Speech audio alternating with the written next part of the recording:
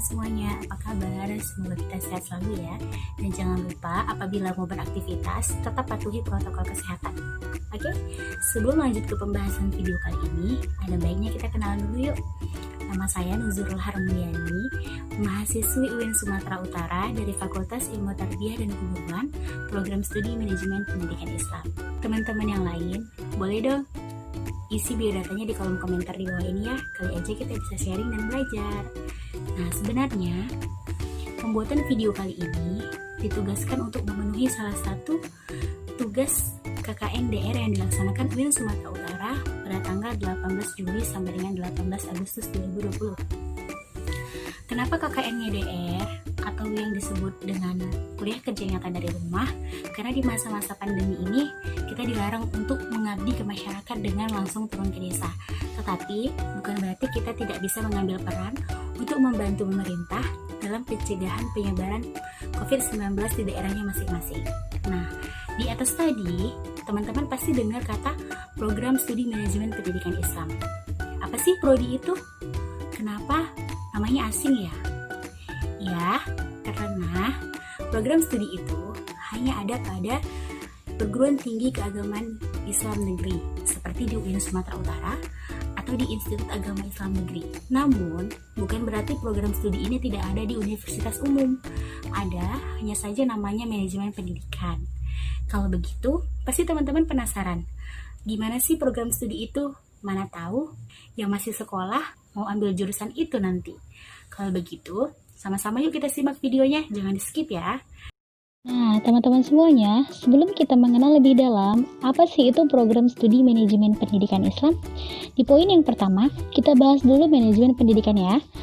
Apa sih itu manajemen pendidikan? Manajemen pendidikan adalah mengelola kegiatan secara struktur yang terkait di bidang pendidikan. Seperti yang kita tahu, manajemen terdiri dari perencanaan.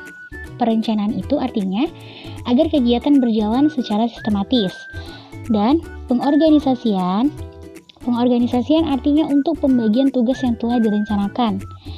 Lalu pergerakan, yaitu pengaktualisasian kegiatan yang telah direncanakan. Dan terakhir adalah pengawasan, yaitu untuk kegiatan agar tidak keluar dari koridor yang telah direncanakan. Poin yang kedua, kita akan membahas apa sih itu manajemen pendidikan Islam. Nah, manajemen pendidikan Islam adalah suatu proses pengelolaan lembaga pendidikan secara islami dengan cara menyiasati sumber-sumber belajar dan hal-hal lain yang terkait untuk mencapai tujuan pendidikan Islam secara efektif dan efisien. Dapat kita simpulkan dari pengertian di atas bahwa manajemen pendidikan Islam adalah bimbingan yang diberikan kepada seseorang agar dia dapat berkembang secara maksimal sesuai dengan ajaran agama Islam. Setelah kita mengetahui pengertian dari manajemen pendidikan dan manajemen pendidikan Islam, di poin yang ketiga, kita akan membahas dasar-dasar manajemen pendidikan Islam. Dasar-dasar manajemen pendidikan Islam terbagi dari dua. Yang pertama adalah dasar manajemen pendidikan Islam berasal dari Al-Quran Surah At-Taubah ayat 122. Teman-teman sekalian bisa baca sendiri ya, yang artinya, tidak sepatutnya bagi mukminin itu pergi semuanya ke medan perang. Mengapa tidak pergi dari tiap-tiap golongan di antara mereka, beberapa orang untuk memperdalam pengetahuan mereka tentang agama, dan untuk memberi peringatan kepada kaumnya apabila mereka telah kembali kepadanya, supaya mereka itu dapat menjaga dirinya. Dasar-dasar manajemen pendidikan Islam yang kedua, yaitu menurut Undang-Undang Nomor 20 Tahun 2003 dengan pasal 30 ayat 2 yang berbunyi, pendidikan keagamaan berfungsi mempersiapkan peserta didik menjadi anggota masyarakat yang memahami dan mengamalkan nilai-nilai ajaran agamanya dan atau menjadi ahli ilmu agama.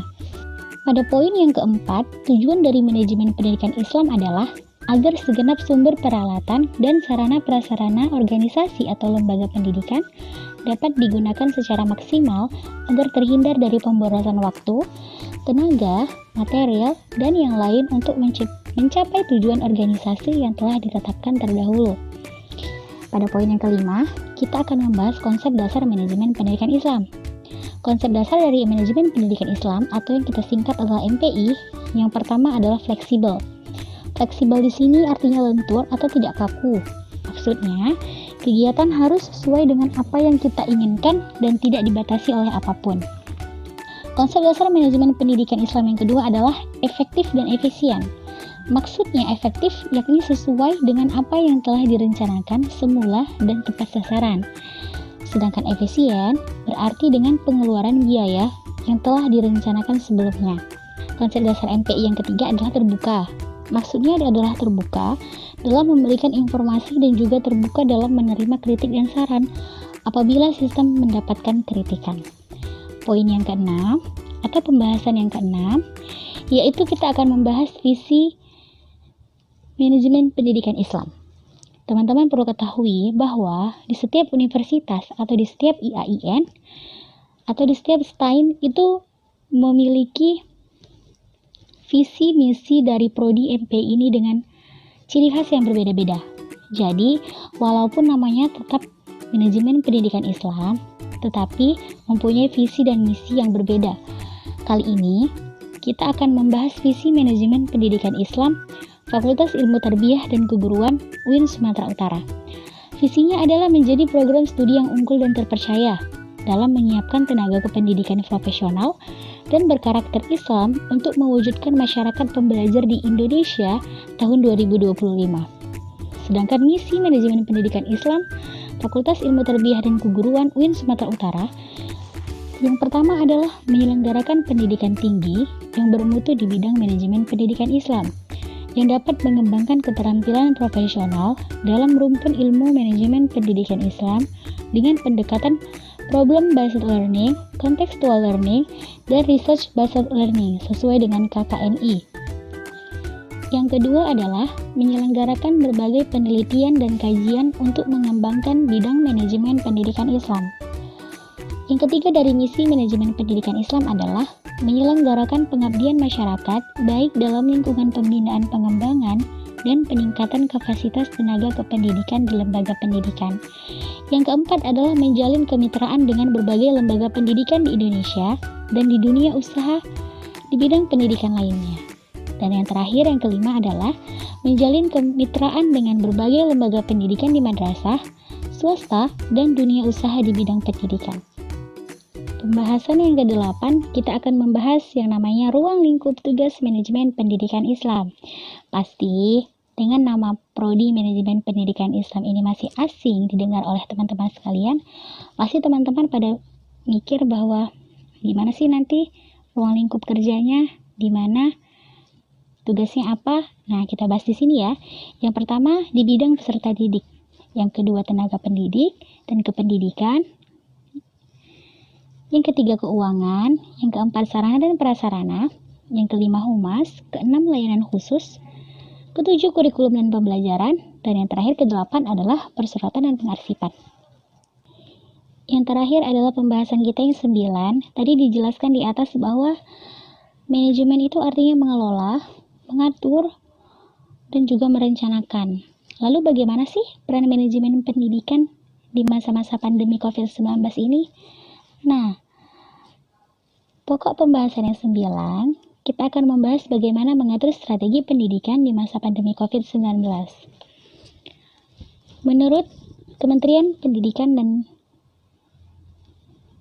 Kebudayaan Indonesia, Nadiem Makarim memutuskan strategi pendidikan di masa pandemi COVID-19 ini terbagi dari 4 strategi. Yang pertama adalah pembelajaran secara daring, baik secara interaktif maupun non-interaktif. Lalu yang kedua, tenaga pengajar atau guru harus memberikan pendidikan kepada anak-anak tentang kecakapan hidup, yakni pendidikan yang bersikap kontekstual sesuai kondisi rumahnya masing-masing. Yang ketiga, pembelajaran di rumah harus disesuaikan dengan minat dan kondisi masing-masing anak. Yang terakhir, keempat adalah bagi para tenaga pengajar atau guru, tugas-tugas yang diberikan kepada siswa tidak harus dinilai seperti biasanya di sekolah. Akan tetapi, penilaian lebih banyak kualitatif yang sifatnya memberi motivasi kepada anak-anak. Nah, untuk teman-teman semuanya, terima kasih ya udah nonton video saya dari awal sampai akhir. Semoga bermanfaat dan yang paling penting, semoga kita semua sehat selalu dan selalu dalam lindungan Allah. Amin. Terima kasih sekali lagi. Wallahul muwaffiq ila aqwamit thoriq. Wassalamualaikum warahmatullahi wabarakatuh.